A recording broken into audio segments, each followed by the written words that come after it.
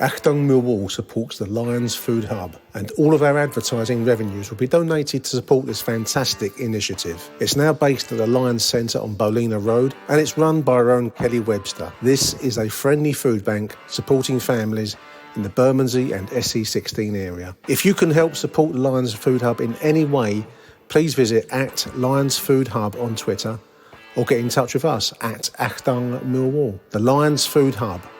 Come on, you Lions.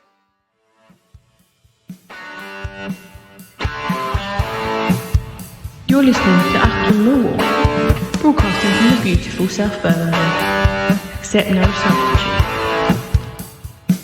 Hello, dear listeners. Welcome to a new tradition, Achtung Extra on a Monday. Welcome to the show. Joining me to kick over the traces, what was quite a good weekend, but also raise our sights a little bit, dear listeners. We're going to be looking to the boundaries of football this afternoon. Joining me, Michael Avery. Welcome to the show, Michael. Otherwise known as the face for radio. Good afternoon, Nick. And that titter you can hear is Mr. Harry Warren. How are you doing, Rich? Yeah, not too bad. If you're the face for radio, I don't know what my voice is for. Probably needs slower after 3 pints. Incidentally, listeners, just before we just briefly kick over the weekend's events, good events for a change as a Millwall fan. When we record these, we do a video stream. I guarantee you, I will not ever publish these video streams because none of us are looking all that brilliant at the moment. So I think we'll stick purely to audio going forwards, boys. Thanks, Nick. I think the deal should be is if we get promoted, we've got to do one of these. We've got to do like a round table, one, and that one will be. It'd be a bit like people have been listening for a long time at a formerly now defunct radio show where we said we'd do the extras, and I think Nick put them up for one afternoon, and there was so much libelous content that defamation of character, libel, you name it. I think it would have cost me a fortune if I hadn't deleted that show. Yeah, it'll be like a round table of the family from the Hills of Ives. That's what we'll look like at the moment.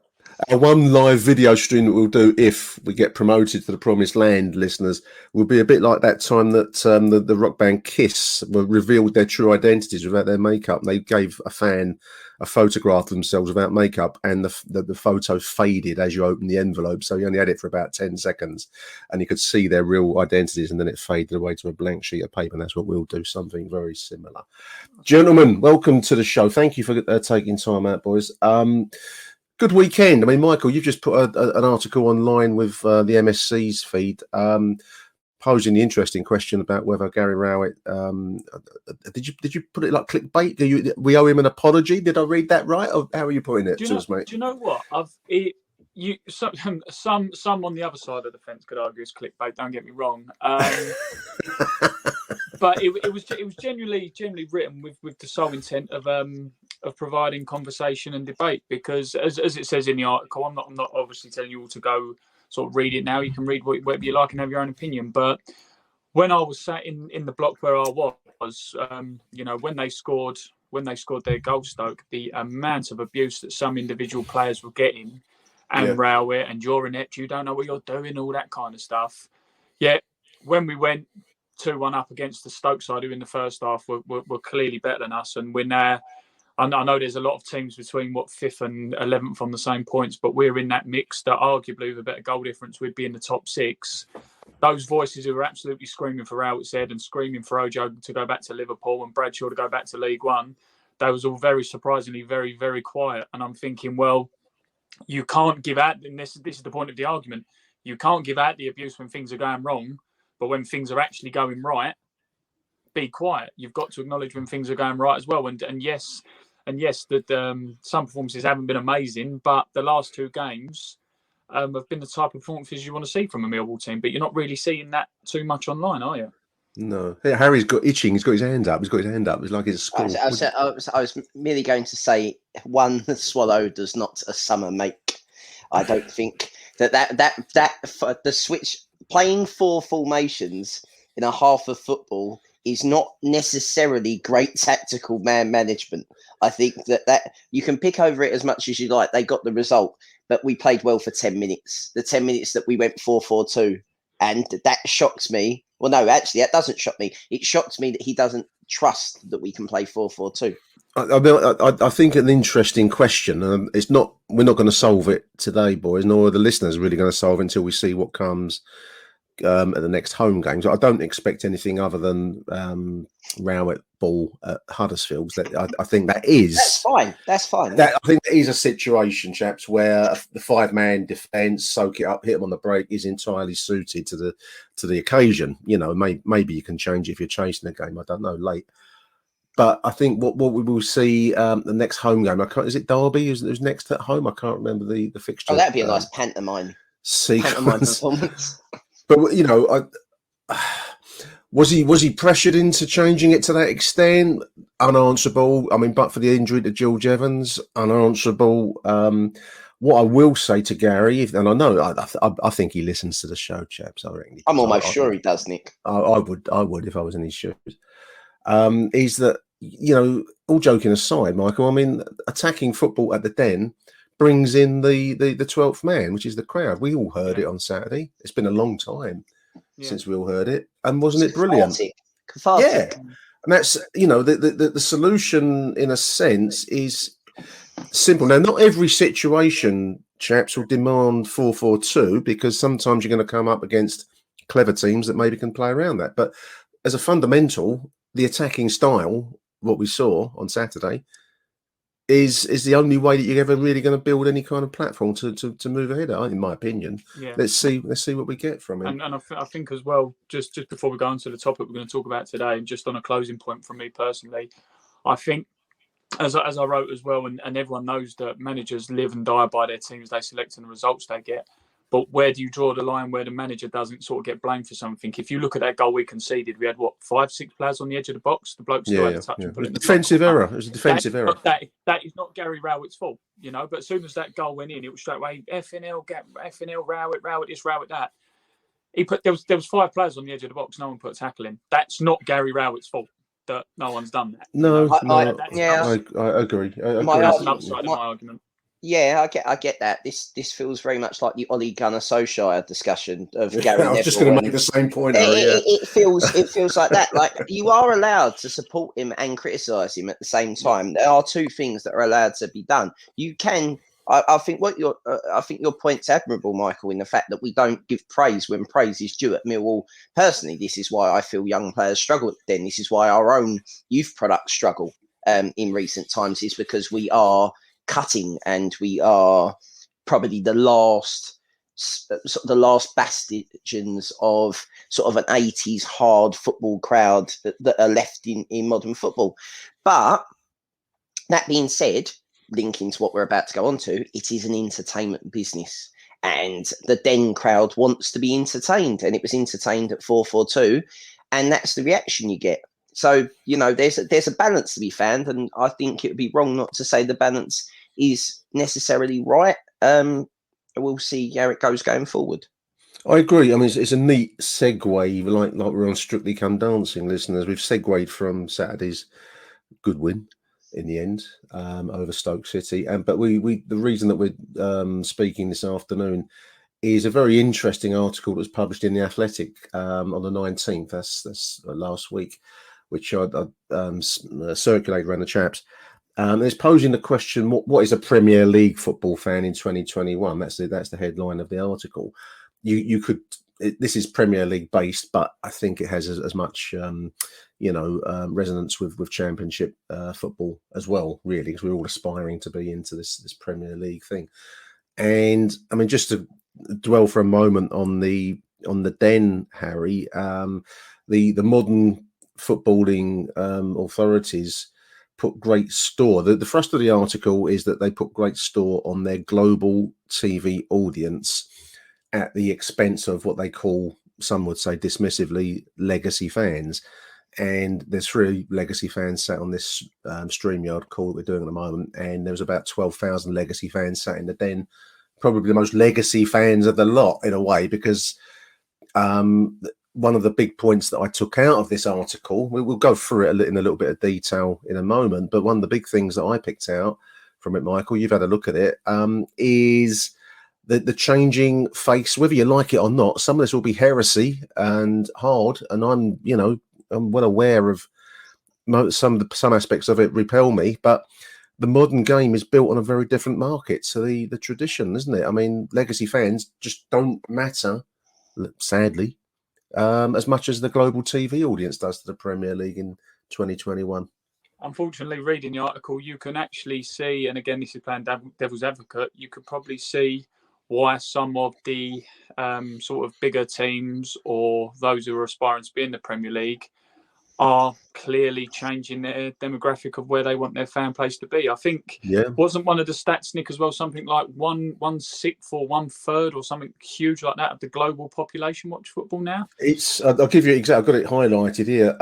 So they're talking about numbers of fans, listeners. I mean, how many were in the Den on Saturday? I don't know. It was about 12,000, something like that, for 13. I don't know. And let's call it that. It might be a few less or more or less. So 400,000 supporters click through Premier League turnstiles on any given weekend, 400,000. And it's been estimated that 1 billion homes across the planet have regular access to their live games. These numbers from some agency have been multiplied up. That puts the Premier League in touch with, so to speak, 3.2 billion people, 40% roughly of the world's population. And the prime point of this piece, written by a bloke called Philip Buckingham, it was on the Athletic website, is that many of those fans, as much as it might stick in our throats as Millwall that go week in, week out, home and away, but many of these TV fans consider themselves supporters. And you can argue, rightly or wrongly, that by supporting the TV product, they are supporters as much as me sat in Birdshit Corner on Saturday. It's an interesting point to consider because it's a really hard one to accept. Yet there it is in numbers.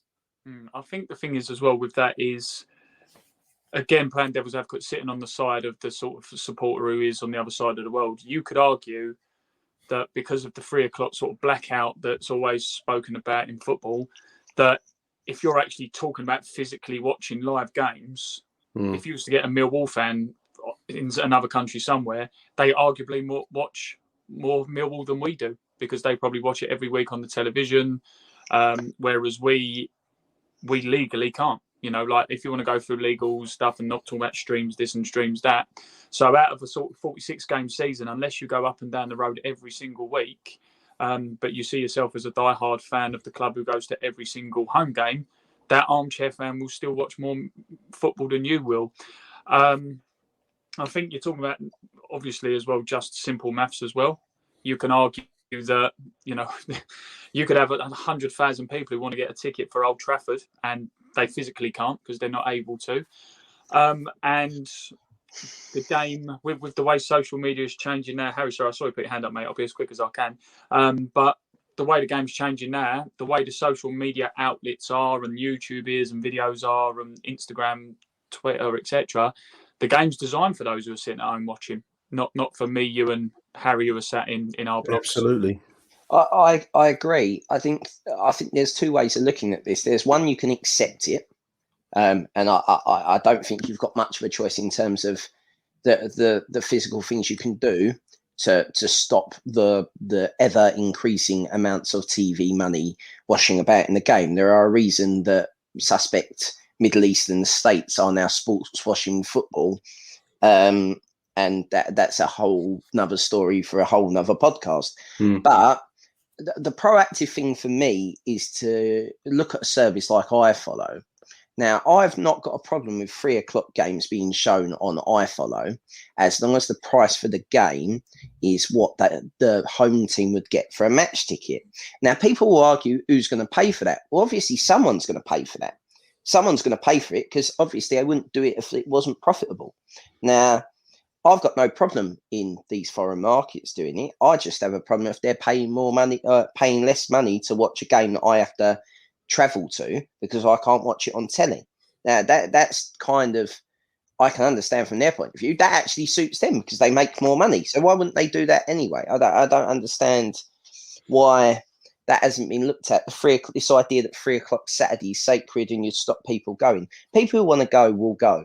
I think what you've seen this season in terms of attendances, I know at Millwall hasn't been nearly as full as I thought it would be. on the return of fans. They can argue there are still COVID is still a thing, and some people might be. Football hasn't been great at times, H. I mean, I agree with that as well. We're going back to Millwall bit, but I think that the football has been hard, and I don't think that's helped anyway. I mean, there was the Luton game that we had the other week. I thought it was a reasonably full stadium, and so was Saturday. Really, it wasn't a sellout, no. But I mean, I think, one of the points that I read in the article is that in terms of, this is constantly going back to Premier League listeners, but I think you can probably stretch this across all the Championship and then downwards, really.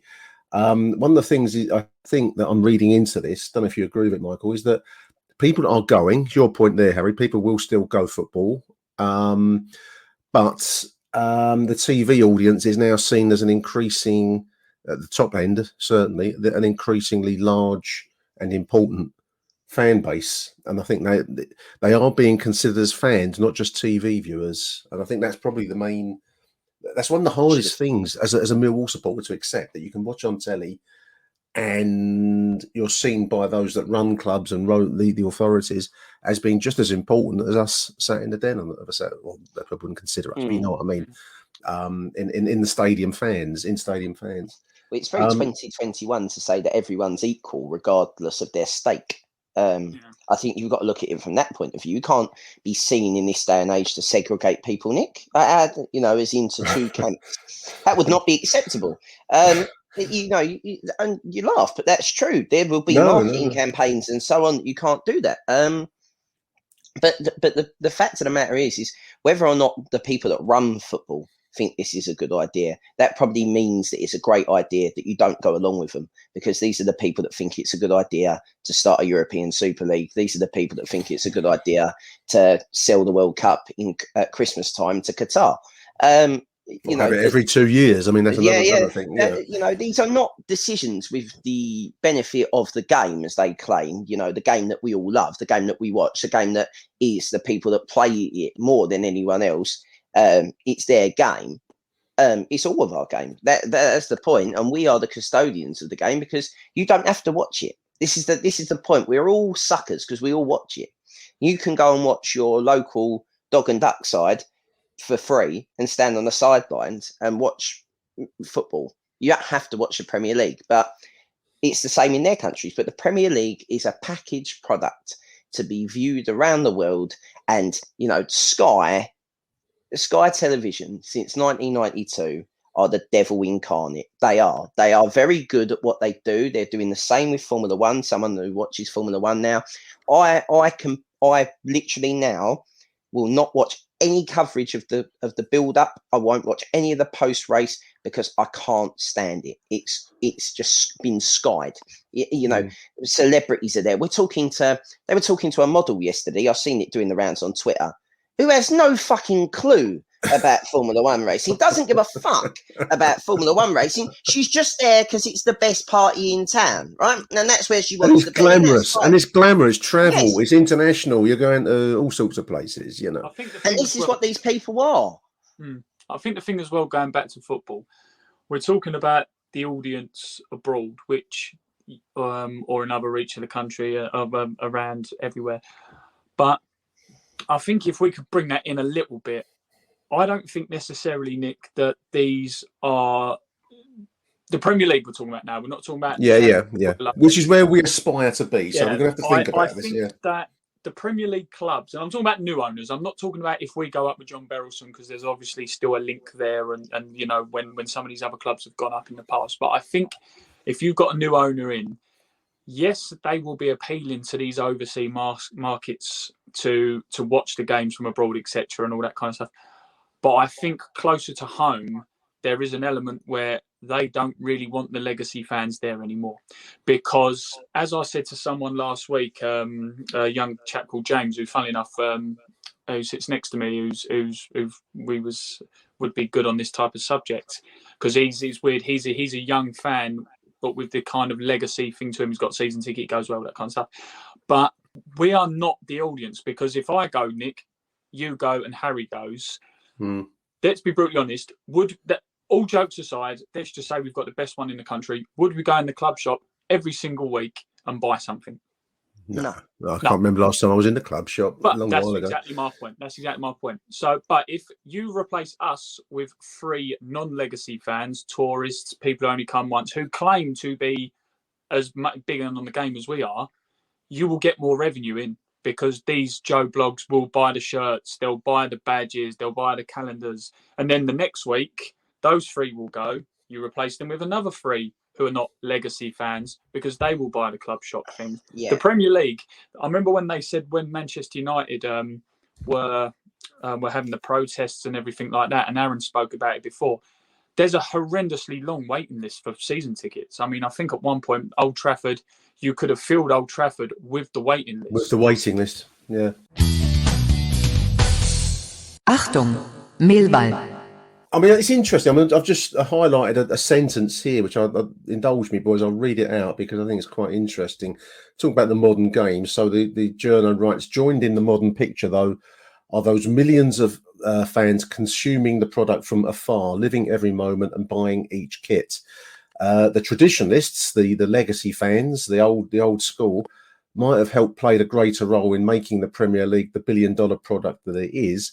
But there's a new wave of supporters who have an increasing value to clubs. They are being embraced and invited along for the ride. So what you're talking about there is the idea that you can be watching the Premier League on your live feed in I don't know, Indonesia to wherever you like, Central America, wherever you are, and you are seen as by the game, by the businessman, as having equal importance as the punter sat in his seat and in the terracing. Which is an interesting point, because I think it's a really hard one for someone that's come from a very different era to accept that your all those miles up and down the motorway system don't actually mean jack shit to the game. It's all about how many TV viewers can they muster, and they can muster plenty, it seems. And the other thing I picked up is this is still not seen as having reached a ceiling, boys. I mean, this is still seen as a rising market. And I'd say the same, just going back off football for a moment, H. I mean, I've written to myself, you could say the same thing about Formula One, NFL, NBA, you name it. All of them are playing this international kind of worldwide game, if you like, of trying to reach people that are have a mild interest and trying to hook them into their particular sport. There's nothing wrong with it. Well, the Premier League model is very much based around, for me, the way it's going is towards this NFL type one-off game. If they could get away with having a Super Bowl, they would. Let's put it that way, because that brings in so much money. Yeah, a mega event. Yeah, that's right. Yeah, absolutely. You know, the way how they sell Super Sunday, this is the game of games. The immovable object meets the irresistible force. All this kind of crap. Martin Tyler shouting, and it's live. And it's live. It's all panto. But the fact, what interesting point that you said there about the owners and the club, there's actually a weird link between owners and nations. I feel like the Saudis buying Newcastle will now have, we will see thousands of Saudi Arabian people buy Newcastle shirts because they almost become a pseudo national team. The same happened with Leicester in Thailand. The same can't really be said for America, because I think American sports owners are very weird in the sense that it's a culture that you don't travel, that people have to understand this. And I didn't really understand this much, maybe because we're such a little country in the grand scheme of things. In the NFL, if you go away on Sunday, you could be the Detroit Lions and you go away to the Los Angeles Raiders. Yeah, but that's about a couple of thousand miles. Right, exactly. You're going from one to, but that's it. So there are no away fans. Can you imagine being on Coach One that long? I'm by Ryanair, you know what I mean? Like, it just wouldn't.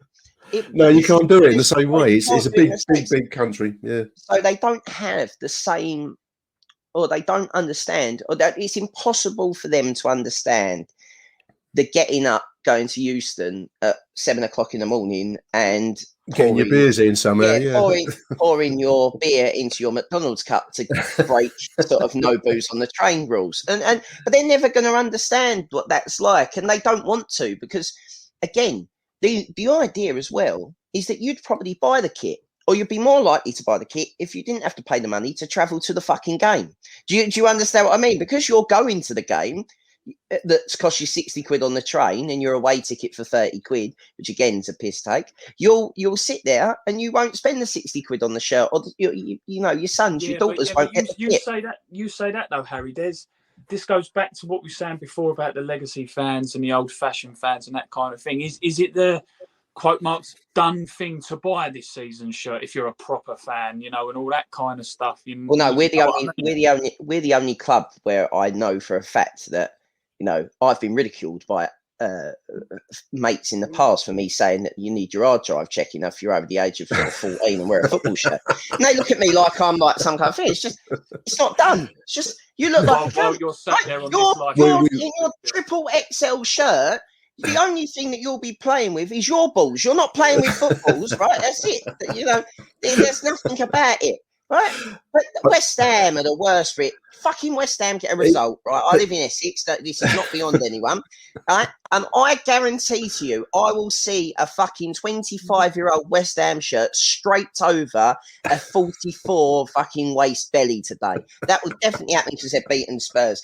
And this is what these are legacy fans. I always feel like this it's always like when you get the politician and the worst one used to be Eric Pickles, Conservative MP, would be like Minister for fucking Health. And the bloke looks like a boiled egg. Oh, why pick him? Out of all the people that you've got, why pick this man? He plays badly. You know what I mean?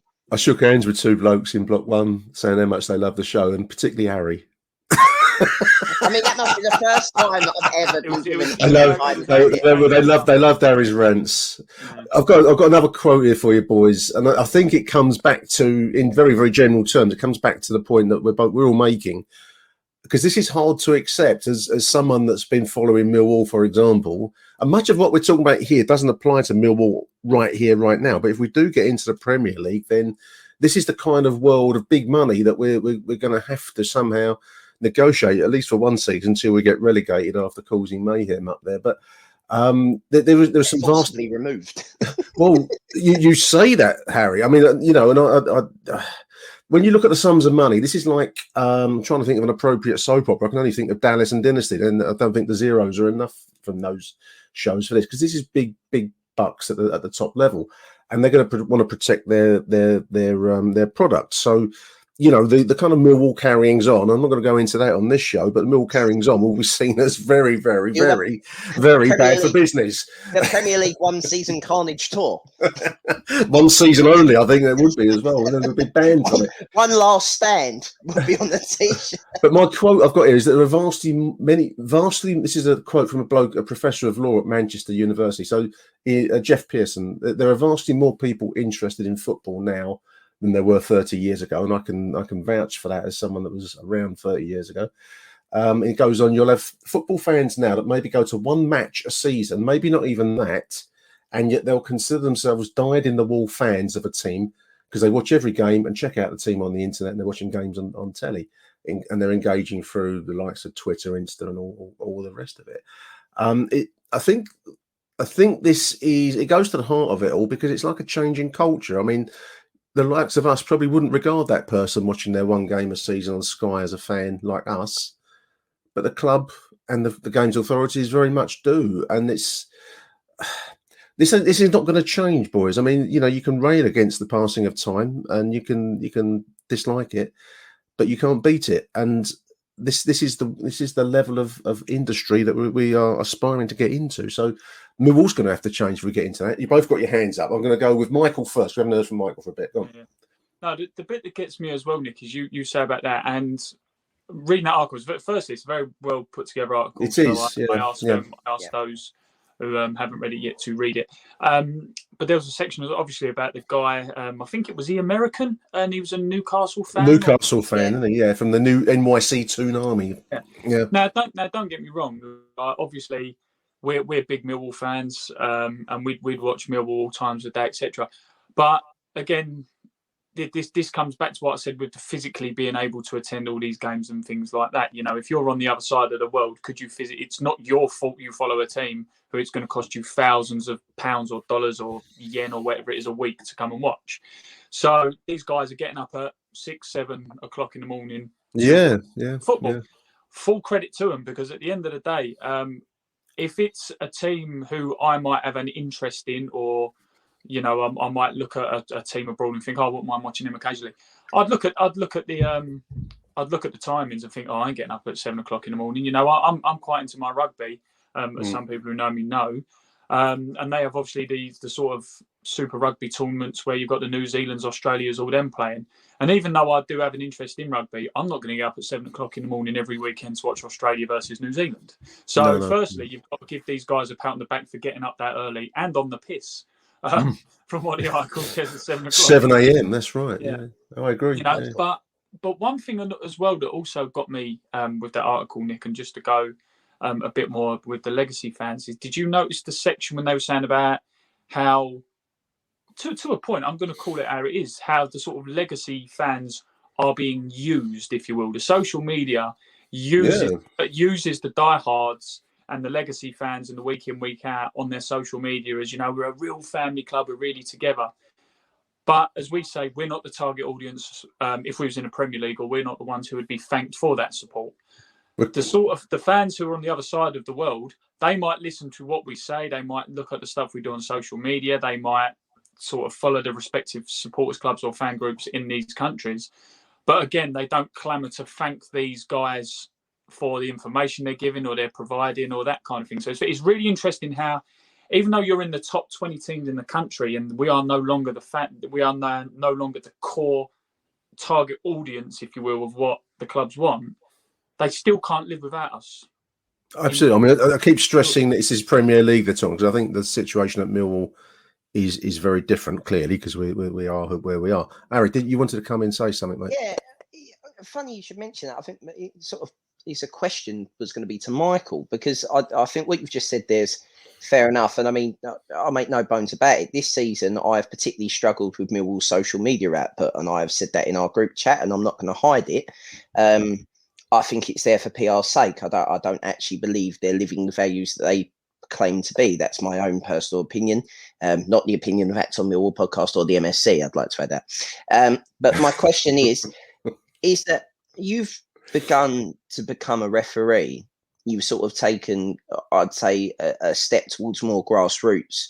Is that, I know for myself, the playing of football again and the little bit of scouting that I do is more enjoyable now because it's real. It feels real. It's not a product. It isn't a product because there's no fucking money involved. So is that maybe a legacy fan's reaction to this over commercialization? Is that like a draw to what football used to be, or is it simply that I'm overthinking this and you just want to be a referee? You know what I mean? I think it'll be an interesting question for legacy fans of, do they stop going? Do they actually spin it the other way? Because there's one thing that we haven't mentioned: the Premier League and the Championship and every football club will not want empty stadiums, because it doesn't matter what you are, it will still not look good on telly. And I know there are clubs in the Premier League. That's a very good point, Harry. Yeah, I want to come to that if I can.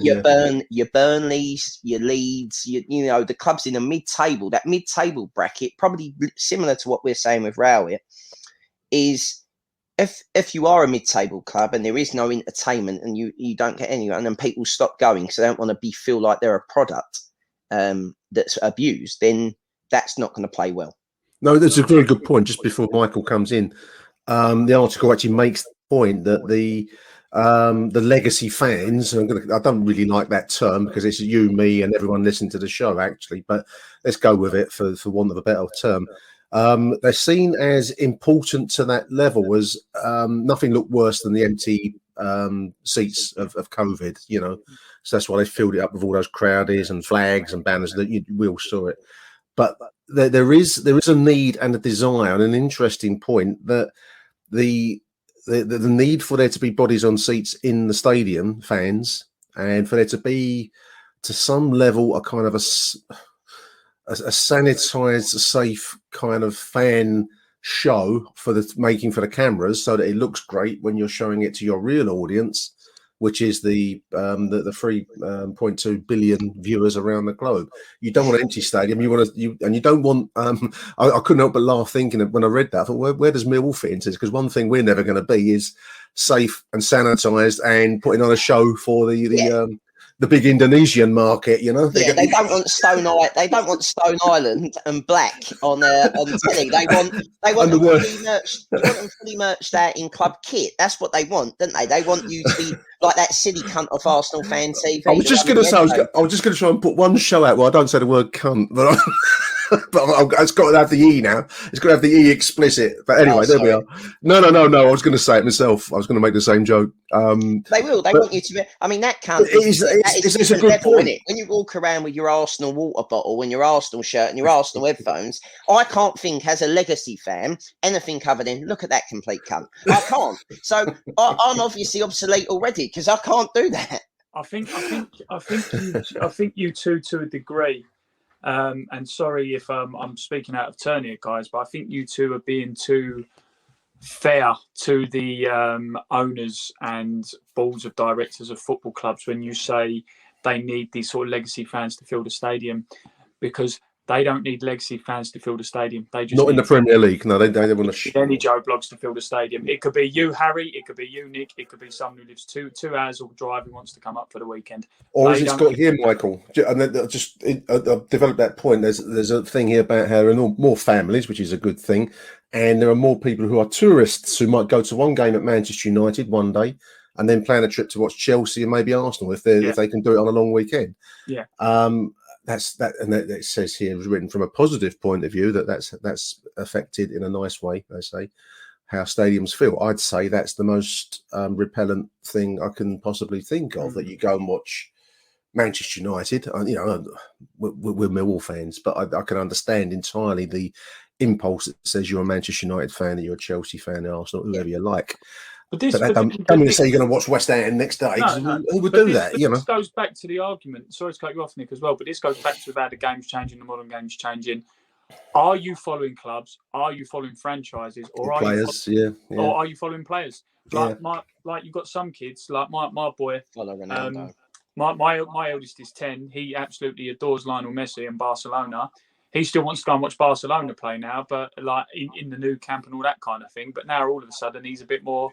Oh, maybe can we go to Paris as well? You know, because Messi's there. You know, that's just how football is now. But going back to your point, Harry, earlier on about the sort of grassroots things and that kind of stuff. I wouldn't necessarily say I've been sort of drawn to the grassroots or do this refereeing kind of thing to get away from what our social media is or other club social medias or the top level of football, that kind of thing. Yes, there's a lot more real feel to the sort of non-leagues and that kind of thing.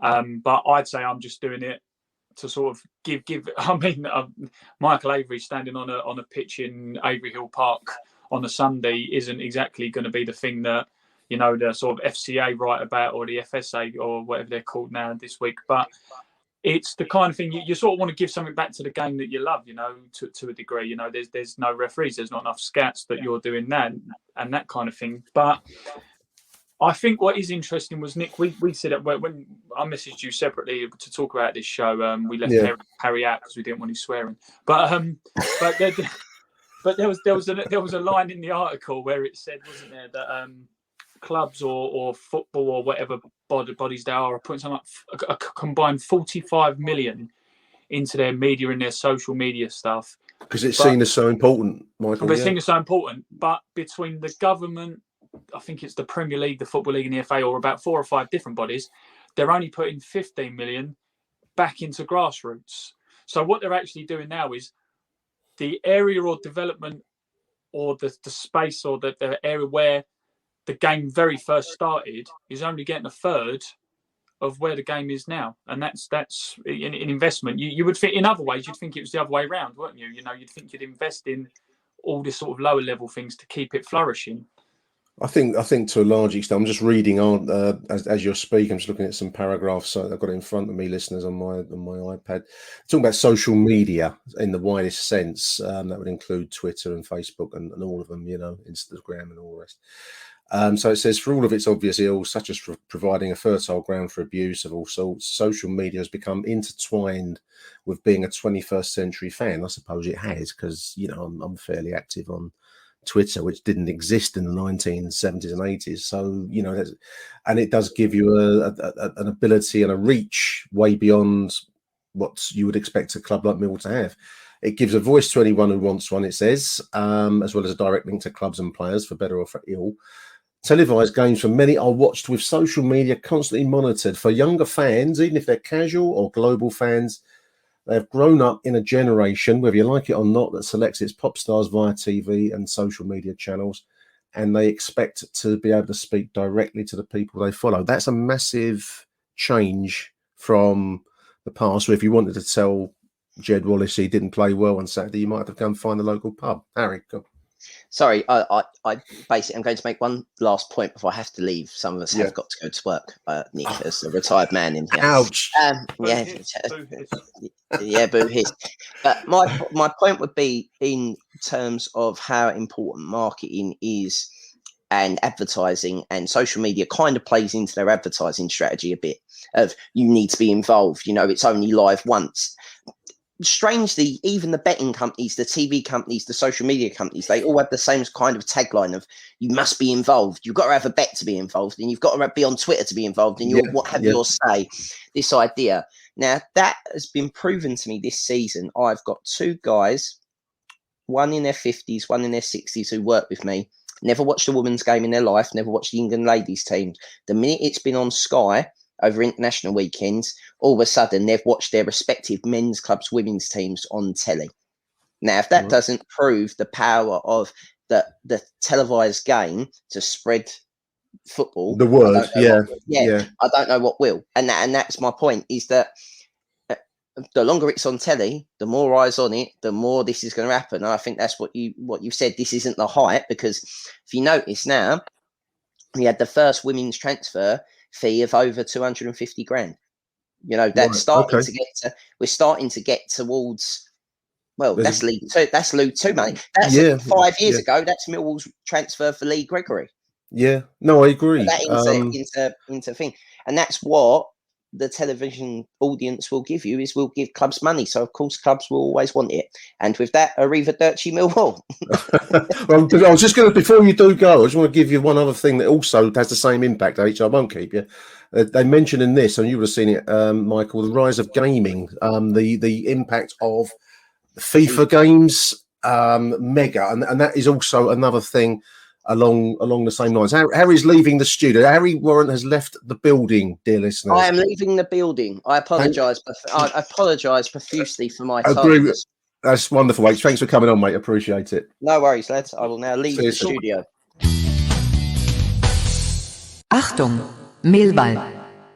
Yeah, no, I mean, I think Harry's point is a good one, Michael. I mean, televising sports, as we've seen, I mean, the whole point of the article, the whole essence of it, is there are such vast numbers for the Premier League's products, which means, it takes me to think that they want a lot of control over the product they're putting out. They do want bums on seats in the crowd.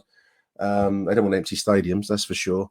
They want to control what gets seen on their product and how it's presented and so on.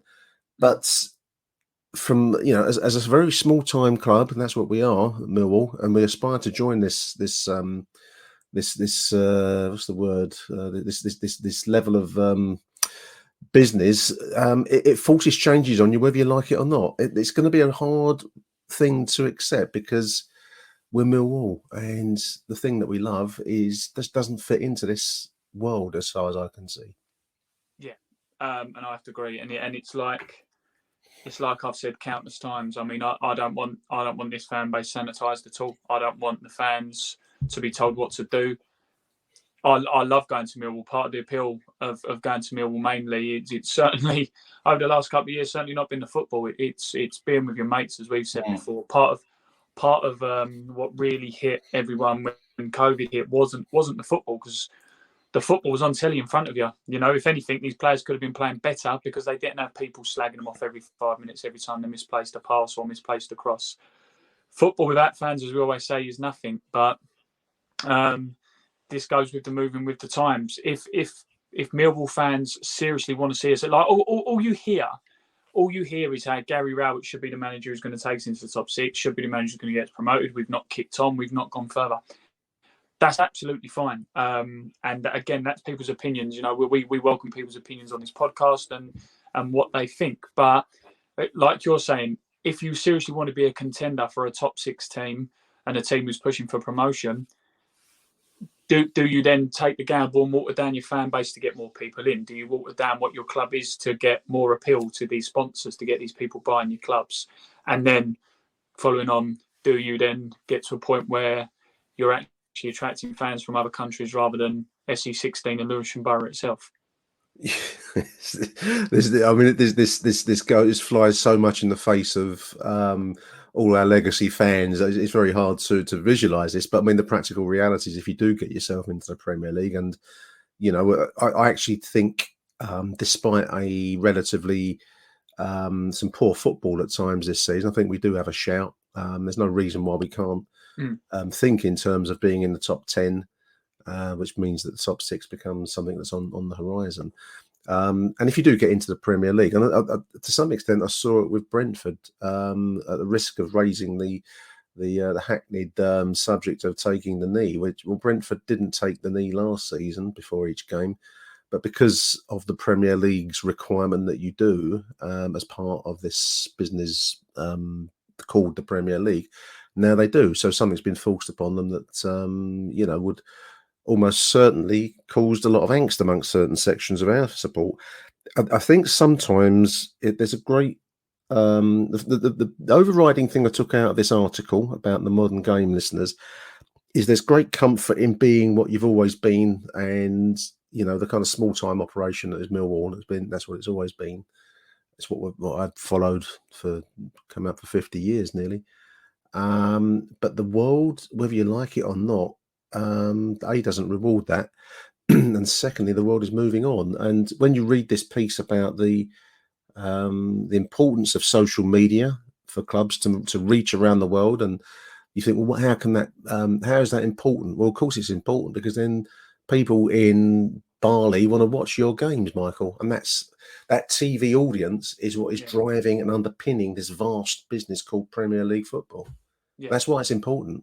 So I mean, Harry, he's gone now, so you know he can't defend himself. But I think it's for me, it's naive not to put emphasis. Clearly, if these power players in all of the big 6 or maybe 7 now with Newcastle, big 6 or 7 clubs, the Premier League collectively 20 clubs, all of which deal in numbers of money that you know would be our dream at Millwall. If they put such emphasis on social media and TV audiences, then you'd be a fool not to follow suit, it strikes me. I don't know how you see it. Yeah, no, exactly. Because otherwise, let's speak business. Let's take our Millwall hats off for a couple of minutes. It's business. You're going to get kept behind. You know, you see a lot of the times you see company A do something, and then company B, C, D, and E and F will then slowly within 6 months do what A has done or a variation of it.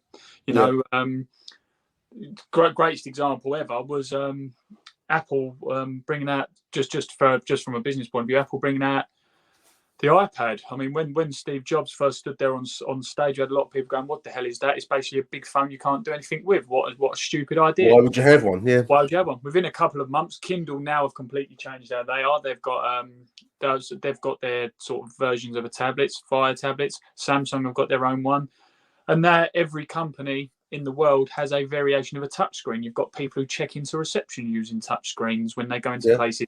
For goodness sake, when you buy things on shop tills, you're using touchscreens and variations of an iPad system. So going back to it with football, if you have got a market that is, like we say, a huge portion of not just the country, like not just the 400,000 people are going in, we're talking about the entire globe.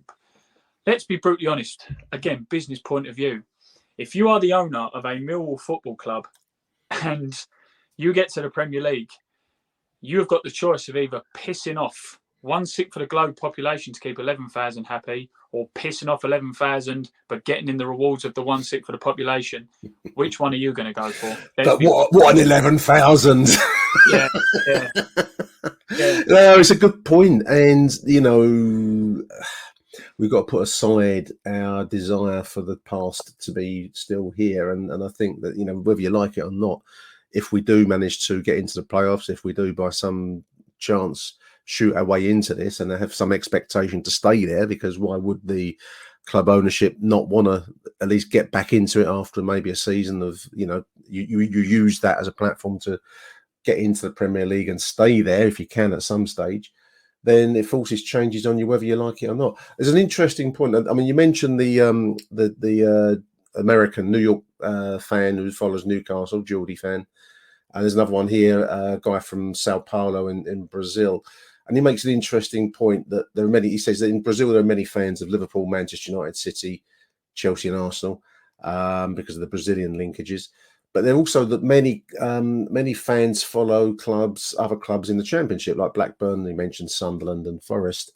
So he says interest in the Premier League and other competitions. I've underlined that because that's just quite interesting. That all we've been talking about that this is a Premier League thing. Yes, it mostly is, but it don't mean to say the Championship is out of the game. Far from it. And we as a club have to consider this, Michael. There's no real option not to consider it or not to take it seriously. It's going to be a hard ride for some, I think. Yeah, you're right. But again, devil's advocate, those clubs you've listed there are teams who even the last few years have been in the Premier League or fighting to get back. They're big names, Blackburn, Sunderland, Forest, yeah. So with all due respect to them, you're not going to get suddenly a large Mexican contingent start following Shrewsbury Town. Well, you might do. I might be wrong, but one. I thought so. Sorry, no. Or Millwall. Let's be honest, Millwall. I mean, we have to carve a place out for ourselves in the modern game, and the modern game seems to be very much going in this direction. Reading this, and I've got no reason to, shoot any of the points that it really makes down because the numbers seem to do the talking. It mentions the rise of football games, FIFA. The desire there's an idea the younger generation wants to be entertained more often, hence the 2-year World Cup and the kind of crash bang wallop of the FIFA game and all the rest of it. Whether that's true or not, I don't know. I sometimes think that does a disservice to younger people. I don't. Cricket's been through this, and I don't entirely buy the idea. Whatever sport you follow, that it's got to be simplified, made more colourful and bright with flashing lights because that's what young people want. I think there's a bit of an idea sometimes that you've got to simplify and make it more. More is always better on this, but that's how football certainly sees the future going, whether we like it or not. I mean, I'm not into gaming. Football gaming, particularly, is for me, Michael, is a generational divide. I just can't. I couldn't get interested in it. But for some, 30 somethings, even downwards, their world revolves around it, and fair play. It's just not my scene personally. Did you play the games at all, the football games? Do you know what? Again, when I was younger, I did, and that kind of stuff. But I think where I'm on the sort of mid-range of 30 towards 40. God forbid me saying this. I can't believe I've now publicly acknowledged that I'm getting old. But I've never really been massively into sort of games too much. Me not. No. Played FIFA, but I think but my problem with not playing the FIFAs is a bit similar to like our sort of football is now. It's evolving too much. It's not the FIFA I know. If you want to say it's not the Millwall I know kind of thing. But I think I have to disagree with you, Nick. Unfortunately, I do think that they are making it brighter and flashier and a bit more tech savvy for the younger fans. I really, really do. And to try to get people in, because it's the old cliche: if it's not broken, why fix it? I mean, I'm not a cricket fan by any means. If anyone who knows me knows that the Duckworth-Lewis rule was the fellow who was in. I've not yet engaged you in a proper conversation about it, Michael, and you always resist it, mate. So no. I'll agree with you on that point. I was going to say the Duckworth-Lewis rule was the fellow who was in Coronation Street, wasn't he? Who used to have the Rovers. That's the only Duckworth I know. But why do they? If using cricket as another example, just quickly before I go back to football, they I don't know what the competition was recently where everyone was moaning about but all the old school people are moaning it's not Test cricket or something, but it got played anyway. Sorry for my loose terms. There's always a debate between different formats of cricket and whether one's destroying the traditional formats of it. I don't know. I mean, just to dwell on football. I mean, as a boomer myself, it says here that Generation Z, which are the kids now, are different to their elder peers in terms of the ease and range of communication, which is true. Nothing like it in my time. And the expectations of what that enables you to do, and I think that's probably the kind of fundamental point. Excuse me a sec. My tablet alarm's gone off, listeners. That's what that was. I have to go and take my tablets. That's Arsenal Fan TV asking why is Nick not watching it. Well, I was just going to talk about. I mean, just the YouTube scene, which is another thing. You know, we won't be going down the YouTube scene, listeners. I promise you that much at the start of the show, and I'll finish the show with promising it. But it just amazed me, having been to the awards dinner the other night. The thing that I came away with was the sheer volume of content that people out there are creating for YouTube and I mean, and podcasting to some extent. I think actually this show is quite a traditionalist one because it's just a sound only show. The world seems to belong now to TikTok and YouTubers and it's very different, Michael. And you do sometimes feel like you're being left behind by it. I think Millwall Football Club's danger is that it also gets left behind unless it somehow carves a niche out in this new world, mate. But going back to the YouTube culture. I mean, I don't watch too much fan content of other clubs, certainly. I mean, when you hear these people about Arsenal Fan TV and these TVs, I mean, I will be brutally honest. I do watch some Lions TV that Dan stuff, and I think at times you've done it very well. Yeah. Do you know what?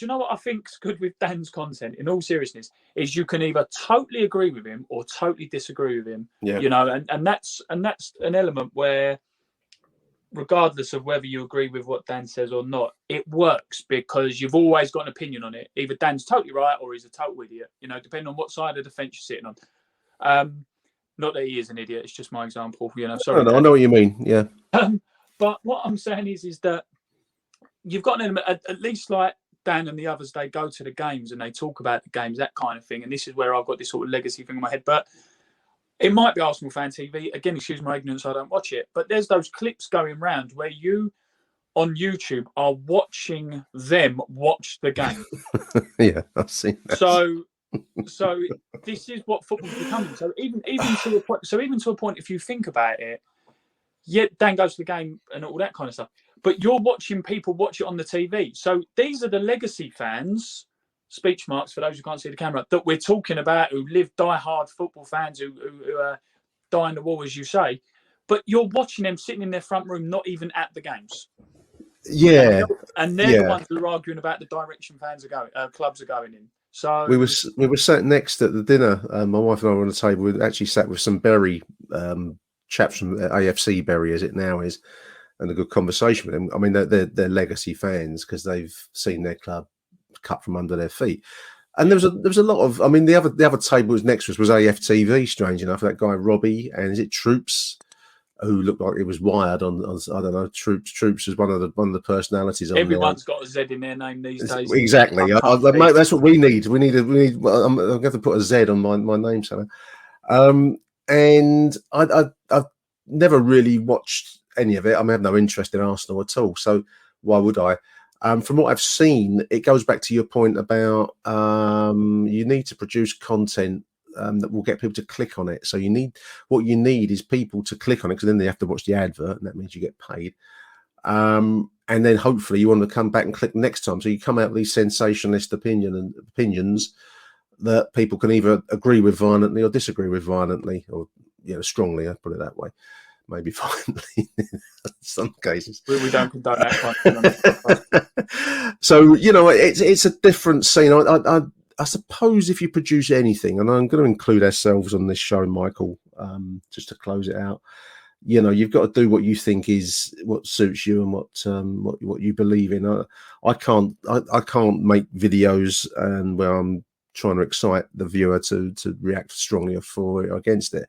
I might have opinions that people can disagree with, but that's you don't have to listen to the show, I suppose.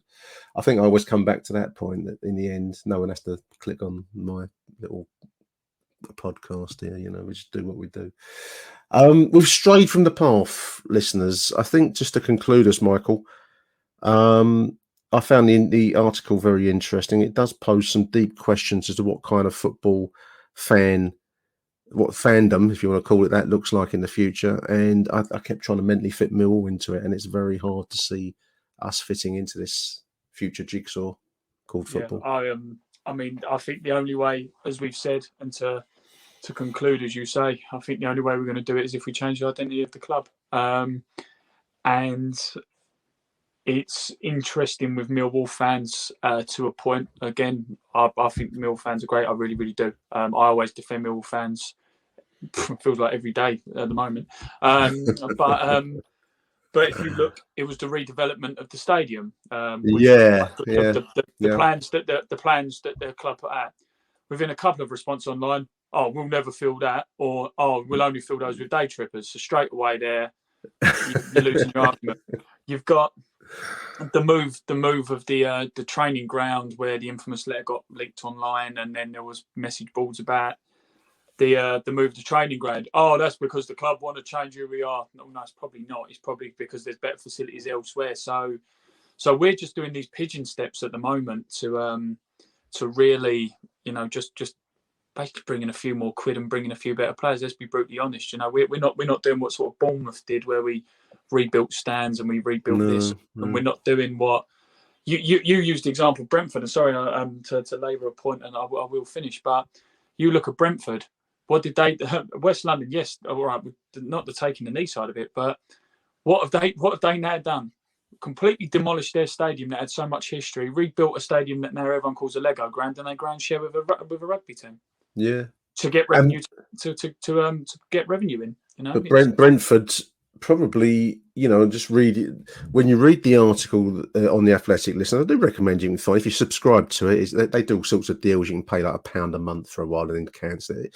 It's worth reading more because it gives you a vision of a football world that is coming, whether we like it or not, and it's coming whether we have we don't want to move with the times, and that means that we'll be back down. In my opinion, it will mean that we languish. In the kind of bottom reaches of League One, back from whence we came, because unless you got the money, and unless you're part of the money-making machine called the Premier League, and that requires certain approaches that will stick in the throat of the average Millwall fan, I think, then you're going to miss out on the gravy train. And I can't see any easy way to combine our traditional Millwall image with the way that the football world is moving. I don't mean that to be depressing. I just think that you have to kind of look at where the world's at, Michael, and accept that you're a small fish swimming against a very, very strong tide.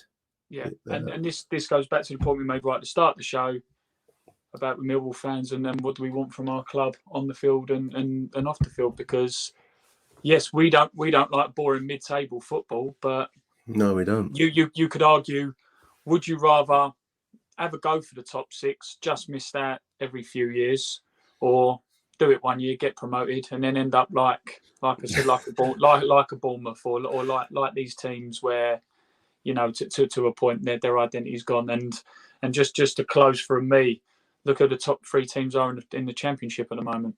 The parachute three, aren't they? Yeah, the parachute three are used to what it's like. And who's bottom of the Premier League at the moment? The team who won the Championship last year, and 2 years ago were bottom of the Premier League again. So these are four teams in literally one on top of each other who know how the Premier League model works, and they're the four who are always fighting to get in it. I think we need to get into the gaming market. We need to do like a Cold Blow Lane 1977 game where you're kind of like you and your mob are taking on West Ham or something on the terraces. I don't know. Maybe that's not such a great idea, dear listeners. Thank you for listening to this show. Thank you, Michael. Thank you for coming on. Yeah, it's fun. Very, very enjoyed it. I hope the fans enjoyed it as well. Something slightly different, isn't it? we try to be different, and we try to entertain, and we try to look ahead. So thank you for listening. Achtung Extra, new Monday tradition. And we're back at the weekend, I dare say, after the Huddersfield game. So until then, from Michael and myself, it is Arrivederci Millwall. Bye for now. Thank you for listening to Achtung Millwall. If you enjoyed the show, please go over to Apple Podcasts and leave us a cheeky little review. Arrivederci Millwall. Till next time. Who do you want to watch?